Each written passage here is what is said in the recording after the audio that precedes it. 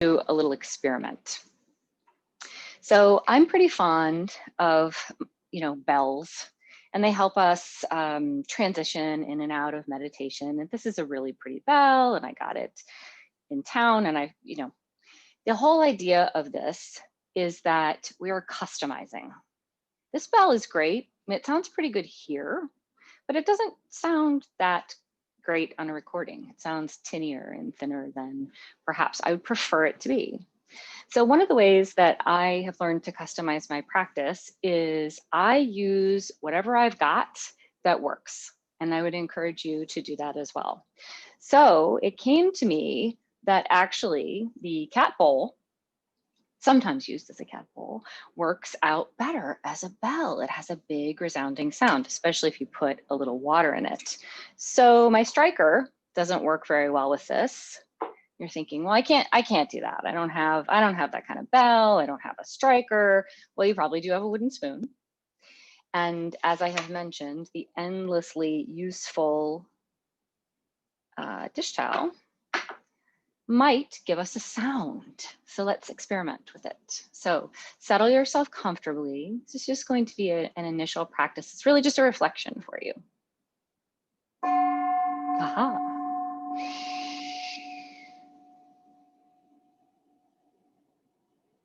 Really taking in that sound.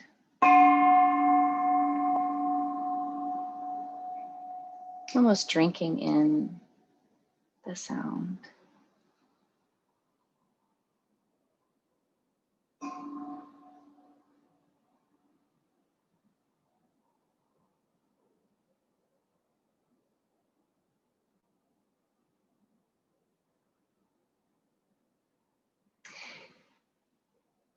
So mindfulness of breath is essential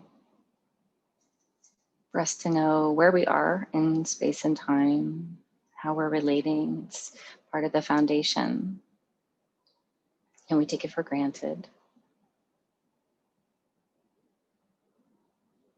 So I'm going to ask you to do a little reflection, which is to check in with where your breathing is right now, where your sense of being settled is right now.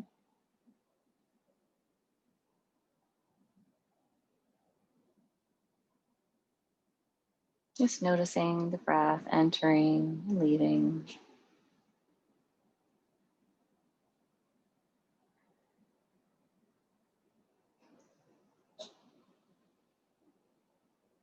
And if you'll trust me, we're going to do a little experiment, a little nervous system experiment. Okay. So I want you to bring to mind deliberately. You can turn it down a little bit if it's too much, or turn it up.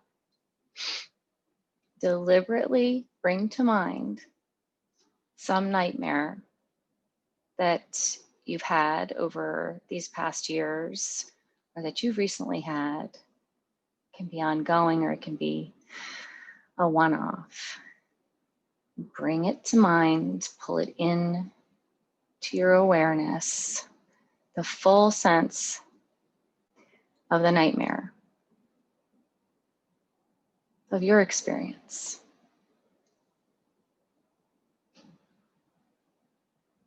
Watching with some tenderness what's happening to the breath, what's happening to the heartbeat. Things are changing. And if it feels all right, go full on. Go full on in to this nightmare that is really shaking you. Go to the shaken feeling.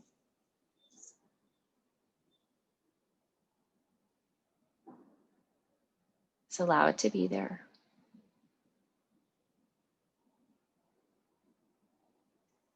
And now with this bell, I'm going to bring you right out. Come right out. Wake up like you just woke up. Eyes open.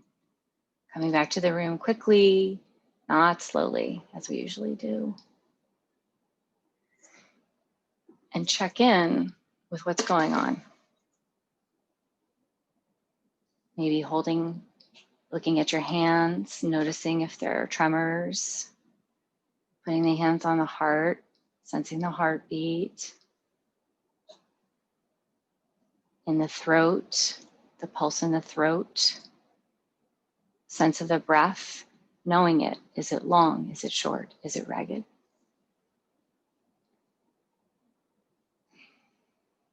My point with this exercise is that when we wake up from a nightmare, especially an ongoing one, we don't just snap back.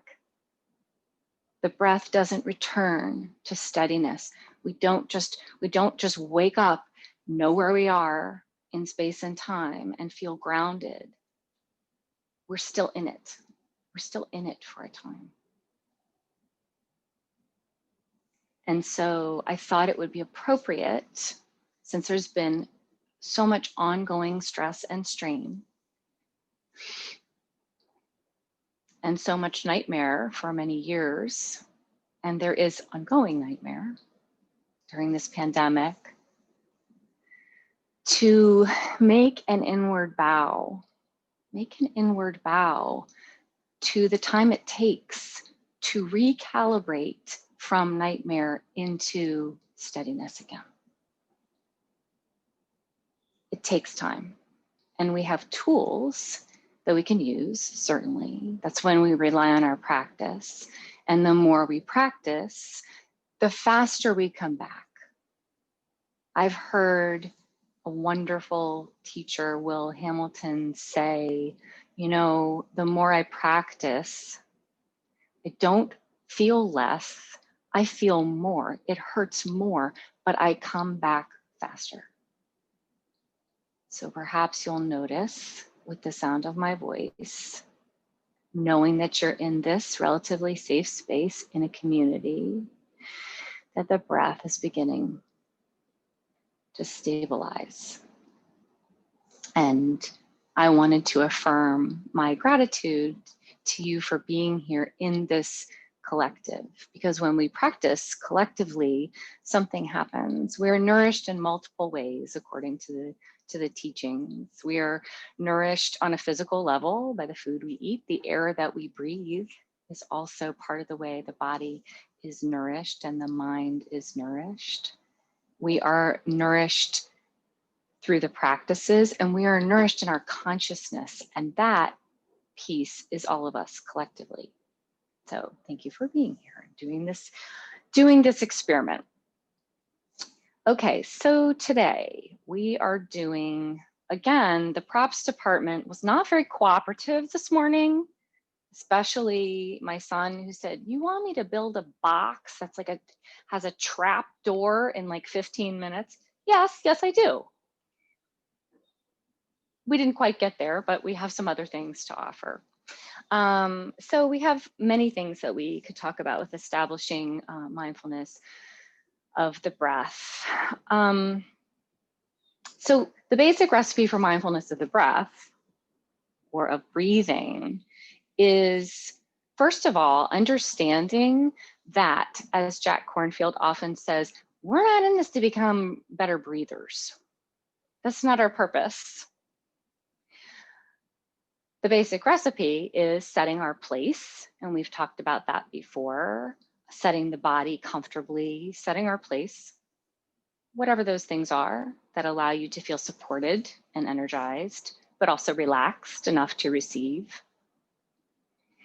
The actual practice of following the in and out breath, not the in and out breath we would really like to have, somebody else's in and out breath. Wow, her in and out breath just seems like that's so much more spot on than mine. Just knowing what it is at that time and knowing it will change. And establishing that concentration that then allows the body to continue to drop down and relax, come into deeper levels of focus and concentration, so that we are, in fact, can reach a state of one pointedness where we have a unification of mind. Everything else drops away, even the sense of breathing, which can be kind of scary sometimes, knowing it's still there. It's called delicate, the delicate breath, the breath that's subtle. It's coming through all the pores. That we have this unification where everything is concentrated like on the edge of a knife. Now, most of us don't walk around with that kind of absorption all the time, but it is also said that that one-pointedness is available to us in any moment. In any moment. So that might be our intention today, is just to allow for the fact that that might be a possibility. Let's see, in terms of, so the elephant in the room with mindfulness of the breathing, I don't know if you can see my white elephant over there.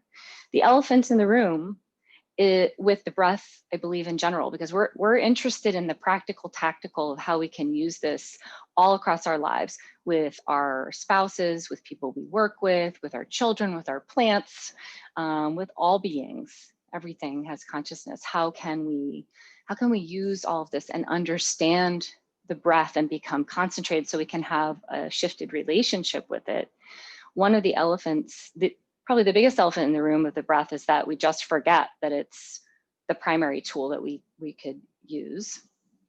And my thing's not gonna work. Oh, ta-da. It's our oxygen mask. And we sometimes forget that it's right there. It's right there for us to put on our faces first, not to share with others without sanitizing first, of course. But that it's right there. It's just hanging there. And we sort of think, that's too simple. That's just too simple. However, these practices, it really is true that it's really true about the oxygen mask that unless we put this over our own faces first and establish our own concentration and truly feed every cell in our bodies with breath, we have nothing to offer anybody else. It's so tempting. I'm actually pretty great at helping other people become more calm, become more connected. And you might find that for yourself. It's so much easier to offer that sense of stability and composure to someone else than it is to ourselves. But it is necessary. So let's pull that back up. We might even be able to use that more than once. Okay, so speaking of I don't know where we want to go next. Speaking of that, of sitting and mindfulness of the breath, before we do any actual practice with that, I would like to talk a little bit about the body perspective of how we get there. We talked about setting our place last week with the things that work for you. Is it a candle? It's actually called setting mindfulness at the front. So setting the mindfulness really of the front of the body. So am I going to have a candle? Am I going to have a bowl? Am I going to, where am I going to sit and how's that going to be? For a lot of us, we've been sitting a lot.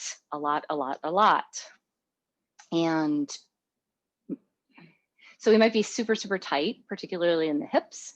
I have said it before and I will say it again, tight hips sink ships. And we want all of our ships to be sailing off to the far shore as best we can here. So we're just going to do a couple of things with our spine and also with our hips. This one is so easy. Again, you're probably going to think, it's so easy. If you have something under you, like a block that you prefer to sit on, I know that I do, I'm just going to move it because we're going to be making contact with our hips. So you can think of it this way in terms of we are very forward and back creatures most of the time, sometimes side to side, very little are we rotating, which is why twists are so essential for us. So I have my pelvic bowl and my mezzaluna.